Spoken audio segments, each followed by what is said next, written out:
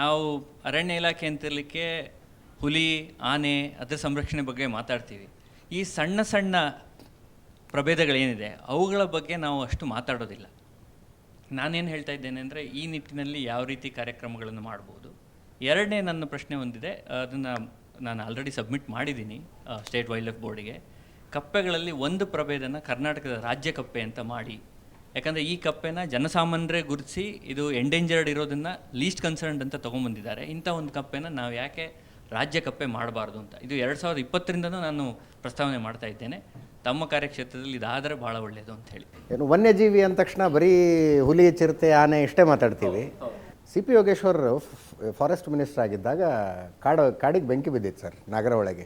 ನಾನು ಅದರ ಕವರೇಜಿಗೆ ಅಂತ ಹೋಗಿದ್ದೆ. ಆಫೀಸರ್ನ ಕೇಳ್ತಾ ಇದ್ದೆ, ಆನೆಗಳು ಸತ್ತಿದೆಯಾ, ಹುಲಿಗಳು ಸತ್ತಿದೆಯಾ, ಚಿರತೆಗಳು ಸತ್ತಿದೆಯಾ ಅಂತ. ಅವ್ರು ಹೇಳಿದ್ರೆ ಆ ಪ್ರಾಣಿಗಳು ಓಡಿ ಹೋಗ್ತವೆ, ಇರುವೆಗಳಿಗೇನಾಯಿತು, ಗೆದ್ದಲುಗಳಿಗೇನಾಯಿತು, ಎಲ್ಲವೂ ಅದು ಸುಟ್ಟು ಹೋಗ್ಬಿಟ್ರೆ. ಎಸ್, ಈ ಭೂಮಿ ಮೇಲೆ ಹುಟ್ಟಂಥ ಎಲ್ಲ ಜೀವಿಗಳಿಗೂ ಬದುಕೋ ಹಕ್ಕಿದೆ. ನಮ್ಗೆ ಹೆಂಗೆ ಬದುಕೋ ಹಕ್ಕಿದೆ, ಅವಕ್ಕೂ ಬದುಕೋ ಹಕ್ಕಿದೆ.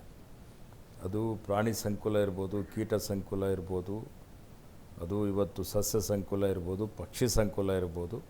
ಕಪ್ಪೆಗಳಿಗೂ ಬದುಕೋದು ಮತ್ತು ಕಪ್ಪೆ ಸಂತತಿ ಹೆಚ್ಚಿಗೆ ಮಾಡುವಂಥದ್ದು, ಸಂರಕ್ಷಣೆ ಮಾಡುವಂಥ ಕರ್ತವ್ಯ ನಮ್ಮದೆಲ್ಲದರದ್ದು ಇದೆ. ತಾವು ಅಧ್ಯಯನ ಮಾಡಿದ್ದೀರಿ, ತಾವೇನು ನಮಗೆ ಪ್ರಸ್ತಾವನೆ ಕೊಟ್ಟಿದ್ದೀರಿ, ಅದು ನಮ್ಮ ಅಧಿಕಾರಿಗಳ ಜೊತೆಯಲ್ಲಿ, ತಜ್ಞರ ಜೊತೆಯಲ್ಲಿ ಸಮಾಲೋಚನೆ ಮಾಡಿ ಅದನ್ನು ಉಳಿಸುವಂಥದ್ದು, ಸಂರಕ್ಷಣೆ ಮಾಡುವಂಥ ನಿಟ್ಟಿನಲ್ಲಿ ಸರ್ಕಾರದ ವತಿಯಿಂದ, ಅರಣ್ಯ ಇಲಾಖೆ ವತಿಯಿಂದ ಏನು ಕ್ರಮ ತೆಗೆದುಕೊಳ್ಬೇಕಾಗಿದೆ ತಗೊಳ್ತೀವಿ.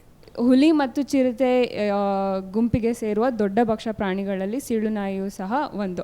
ಕರ್ನಾಟಕದಲ್ಲಿ ಪಶ್ಚಿಮ ಘಟ್ಟಗಳಲ್ಲೇ ಕಂಡುಬರುತ್ತಿದ್ದ ಈ ಪ್ರಾಣಿ ಮೊದಲ ಬಾರಿಗೆ ಕಲ್ಯಾಣ ಕರ್ನಾಟಕ ಪ್ರದೇಶಗಳಲ್ಲಿ ನಮಗೆ ಕಂಡುಬಂದಿದೆ. ಸೊ ಇದರ ಸಲುವಾಗಿ ಸೀಳುನಾಯಿಗಳ ಸಂರಕ್ಷಣೆಗಾಗಿ ಕಲ್ಯಾಣ ಕರ್ನಾಟಕ ಪ್ರದೇಶಗಳಲ್ಲಿ ನೀವು ಯಾವ ಕ್ರಮಗಳನ್ನು ಕೈಗೊಳ್ತೀರಾ ಅನ್ನೋದು ನನ್ನ ಪ್ರಶ್ನೆ ಸರ್. ನಿಮ್ಮ ಕಲ್ಯಾಣ ಕರ್ನಾಟಕದಲ್ಲಿ ಸೀಳುನಾಯಿ ಇರ್ಬೋದು, ಕೃಷ್ಣ ಮೃಗ ಇರ್ಬೋದು. ಈಗಾಗಲೇ ನಾನು ಕೃಷ್ಣ ಮೃಗ ಸಂರಕ್ಷಿತ ಪ್ರದೇಶ ಅಂತಲೇ ಘೋಷಣೆ ಮಾಡಿದ್ದೇನೆ.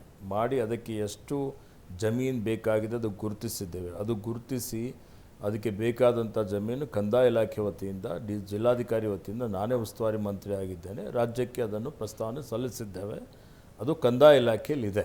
ಇನ್ನೂ ಮಾನ್ಯ ಕಂದಾಯ ಮಂತ್ರಿಗಳ ಅನುಮೋದನೆ ಪಡಿಬೇಕಾಗಿದೆ. ಅದು ಅನುಮೋದನೆ ಆಯಿತು ಅಂತ ಹೇಳಿದರೆ ನಾವು ಇನ್ನು ಕೃಷ್ಣಮೃಗ ಸಂರಕ್ಷಿತ ಪ್ರದೇಶ ಅಂತ ಮಾಡಿ ಅದಕ್ಕೆ 1 ಕೋಟಿ ರೂಪಾಯಿ ಅನುದಾನವನ್ನು ಬಿಡುಗಡೆ ಮಾಡಿದ್ದೇನೆ.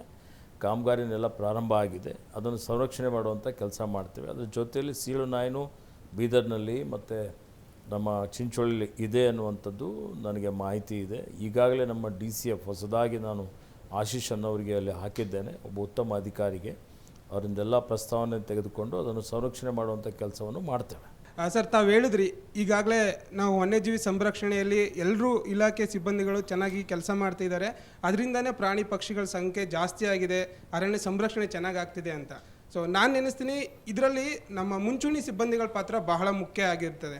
ಆದರೆ ಅವ್ರನ್ನ ಹೊರಗುತ್ತಿಗೆ ಆಧಾರದ ಮೇಲೆ ನೀವು ತಗೊಂಡಿರ್ತೀರಾ. ಆದರೆ ಅವ್ರ ಪರಿಸ್ಥಿತಿ ಏನಾಗಿದೆ ಅಂದರೆ, ಪ್ರಸ್ತುತ ದಿನಗಳಲ್ಲಿ ಅವ್ರಿಗೆ ಸರಿಯಾದ ಸಮಯದಲ್ಲಿ ಸಂಬಳ ಸಿಗ್ತಾ ಇಲ್ಲ. ಇದಕ್ಕೆ ಒಂದು ಒಳ್ಳೆ ನಿದರ್ಶನ ಅಂದರೆ, ಹಾಗೆ ನಮ್ಮ ಹೂಗೆ ಮಲಾದ ಘಟನೆ, ಅವರು ಸ್ಟ್ರೈಕ್ ಮಾಡೋಕ್ಕೆ ಬಂದಿದ್ದಾರೆ ಕೊಳ್ಳೇಗಾಲ DF ಆಫೀಸ್ಗೆ, ಅಷ್ಟರಲ್ಲಿ ಅಲ್ಲೊಂದು ಘಟನೆ ನಡೆದಿದೆ.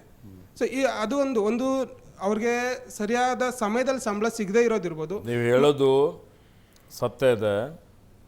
ನಾನು 27 ಮೇ 2023ಕ್ಕೆ ಅರಣ್ಯ ಸಚಿವನಾಗಿ ಅಧಿಕಾರ ವಹಿಸಿಕೊಂಡೆ ಅಥವಾ ಜವಾಬ್ದಾರಿ ತಗೊಂಡೆ.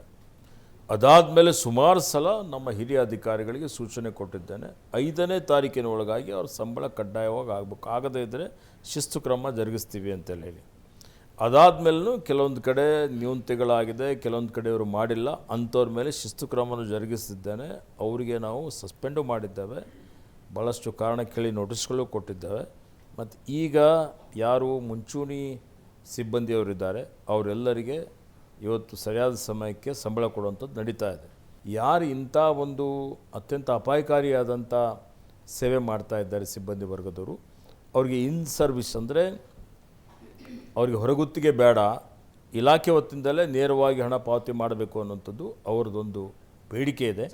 ಆ ಬೇಡಿಕೆ ಬಗ್ಗೆ ಅಧಿಕಾರಿಗಳಿಗೆ ನಾನು ಒಂದು ಸೂಚನೆ ಕೊಟ್ಟಿದ್ದೇನೆ, ವರದಿ ಕೊಡಿ ಅಂತೇಳಿ. ಅದನ್ನು ಕಾರ್ಯಗತ ಮಾಡಬೇಕು ಅನ್ನೋಂಥದ್ದು ನನ್ನ ಮನಸ್ಸಿನಲ್ಲೂ ಇದೆ. ಕೆಲವೇ ದಿವಸಗಳಲ್ಲಿ ಅದ್ರ ಬಗ್ಗೆ ತೀರ್ಮಾನ ಮಾಡ್ತೇವೆ.